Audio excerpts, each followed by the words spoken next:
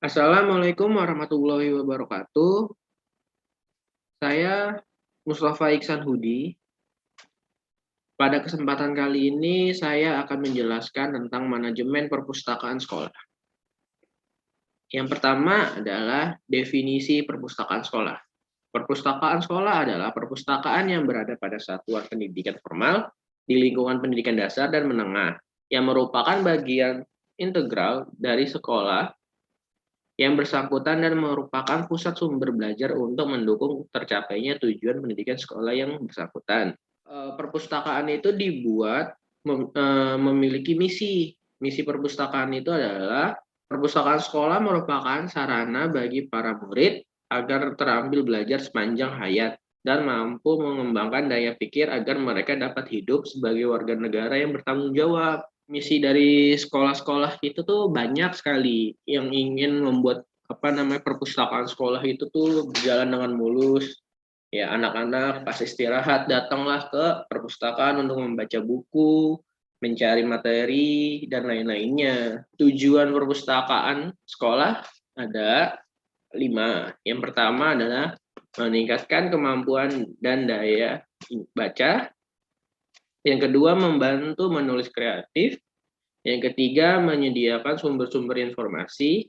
Yang keempat, sarana pengembangan pengetahuan secara mandiri. Yang kelima, sarana hiburan.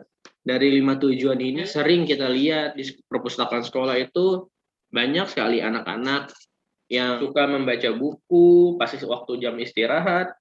Dan perpustakaan ini tuh banyak dari sekolah-sekolah itu tuh bertujuannya itu untuk dibikin semenarik mungkin agar daya tarik anak-anak itu pas istirahat atau waktu kosong, pelajaran kosong itu ke perpustakaan. Fungsi perpustakaan sekolah ada 4, edukatif, informatif, kreasi, dan mencari atau research.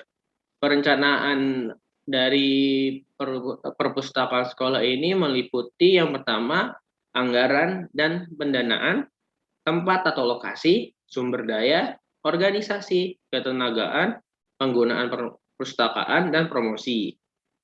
Yang berikutnya ada sumber daya. Yang pertama itu adalah memahami proses penganggaran sekolah.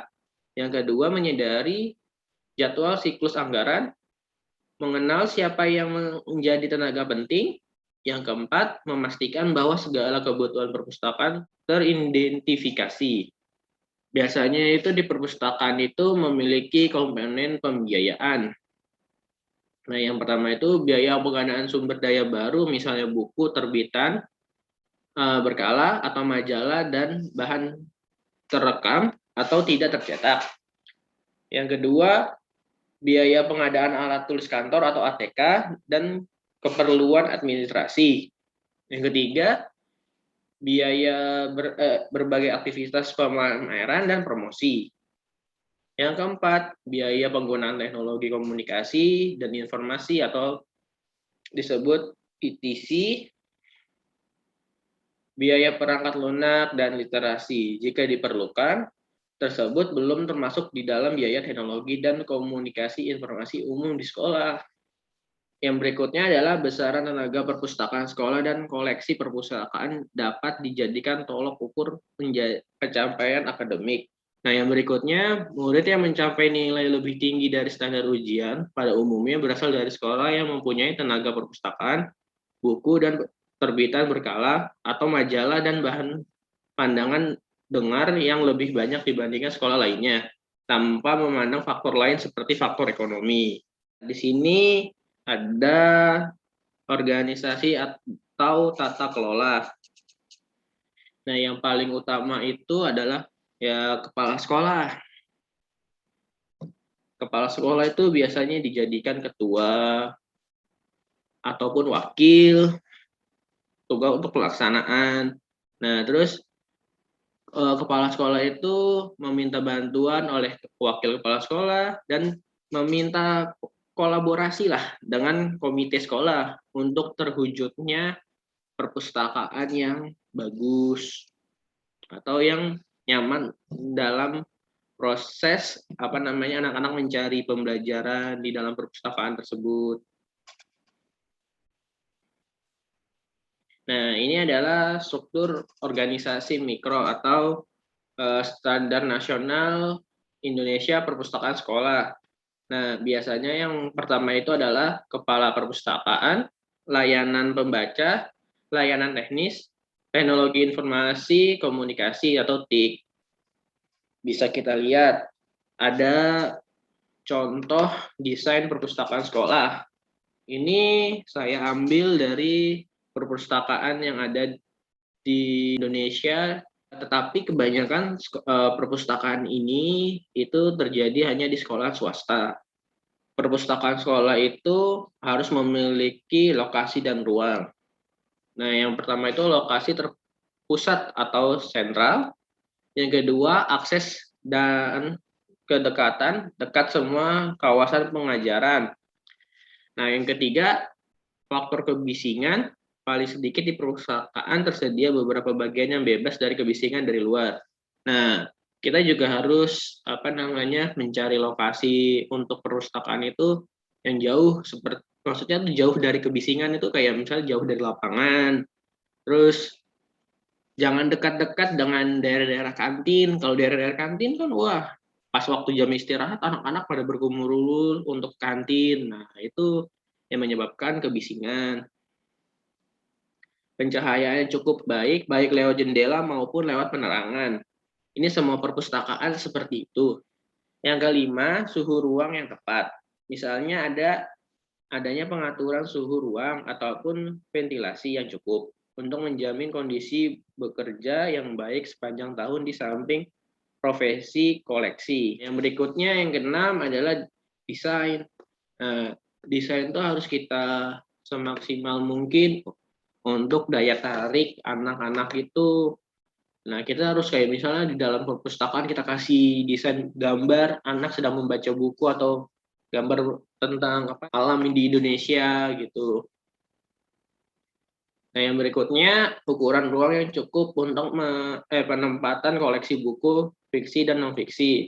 Nah, yang berikutnya adalah buku sampul tebal maupun tipis, surat kabar dan majalah, sumber non cetak serta penyimpanannya, ruang belajar, ruang baca, komputer meja, ruang pameran, ruang kerja tenaga, dan meja perpustakaan. Yang berikutnya adalah fleksibilitas untuk memungkinkan kesabaran. Yang berikutnya, fleksibilitas untuk memungkinkan keseberagaman kegiatan serta perubahan kurikulum dan teknologi pada masa mendatang. Perabot dan peralatan.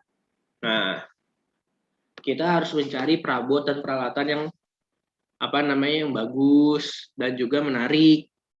Nah, contohnya itu kayak perabotan yang unik gitulah. Itu banyak sekali anak-anak yang ingin sekali tuh, kayak ibarat kata kayak kursi yang terbuat dari styrofoam itu loh. Itu kan dia tuh buat tiduran enak, membacanya enak, itu kan anak-anak kan lebih enjoy dalam membacanya.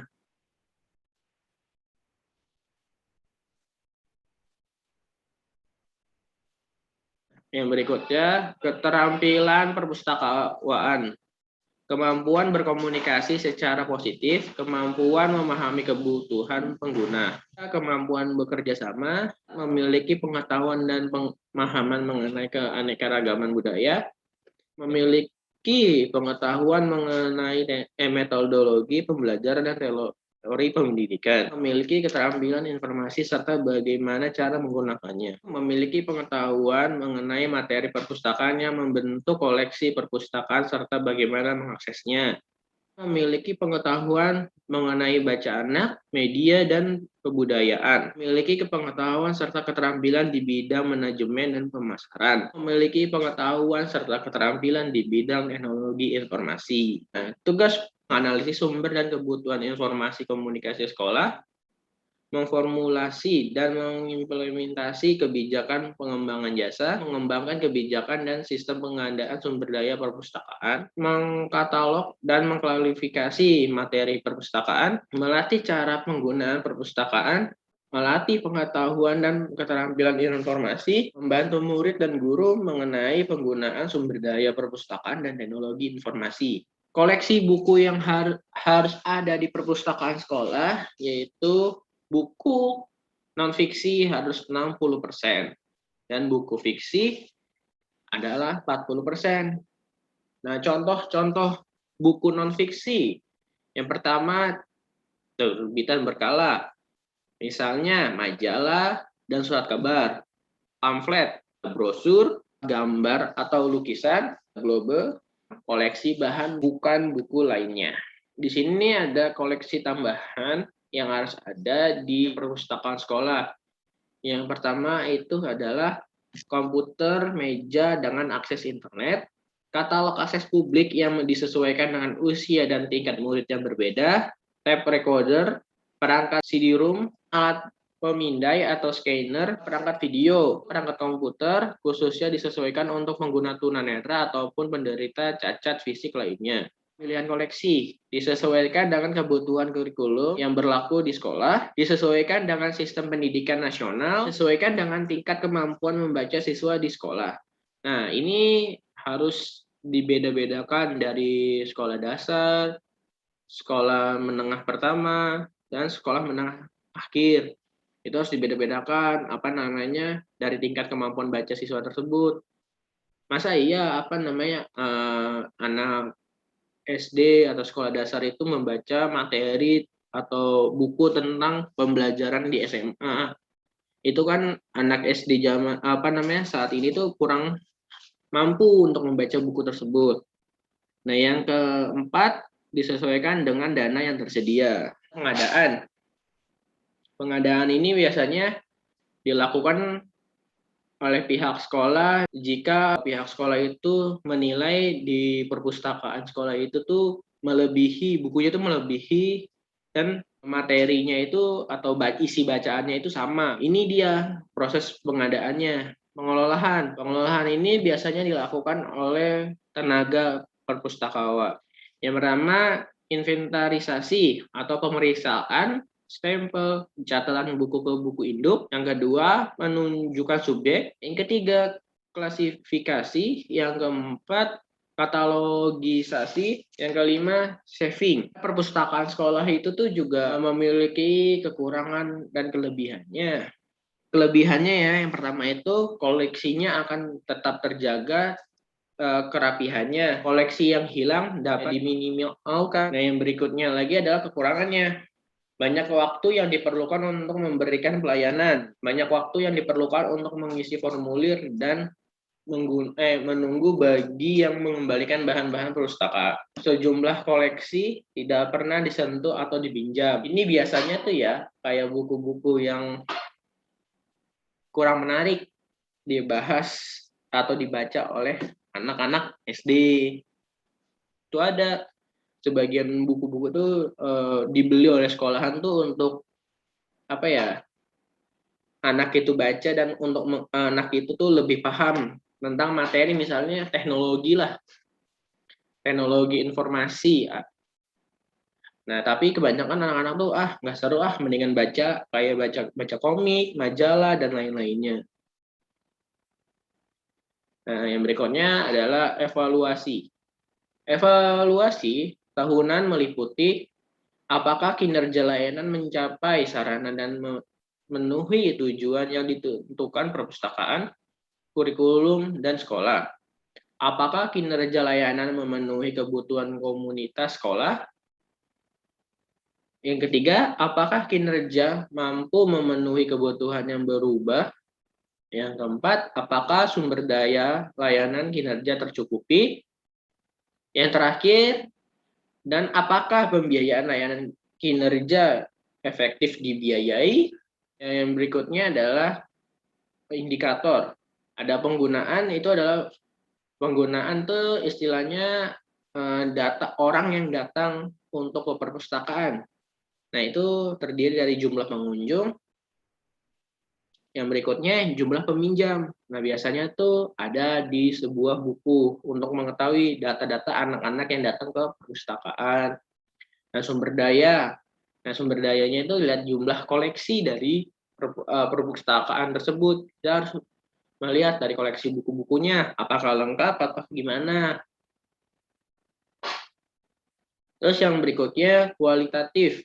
Biasanya nih kalau ini nih dari kepuasan pengguna, kayak ngelihat dari sekolah apa namanya perpustakaan sekolahnya itu bagus apa tidak atau gimana gimananya. Yang berikutnya lagi biaya. Nah, presentasi anggaran perpustakaan dengan anggaran sekolah. Nah, biasanya itu kita lihat ada pembagian antara anggaran sekolah dengan anggaran perpustakaan tuh dibagi. Kita lihat dari presentasi, berapakah presentasi anggaran perpustakaan yang diberikan oleh sekolah. Keberhasilan pengolahan perpustakaan itu meliputi beberapa orang-orang penting. Di antaranya yang pertama adalah kepala sekolah, yang kedua komite sekolah, yang ketiga guru, yang keempat pustakawan atau tenaga perpustakaan, yang terakhir adalah siswa. Ya masa dari apa namanya 1 sampai 4 itu kita udah berhasil, tapi ternyata siswanya itu tidak datang untuk ke perpustakaan, ya itu namanya percuma saja.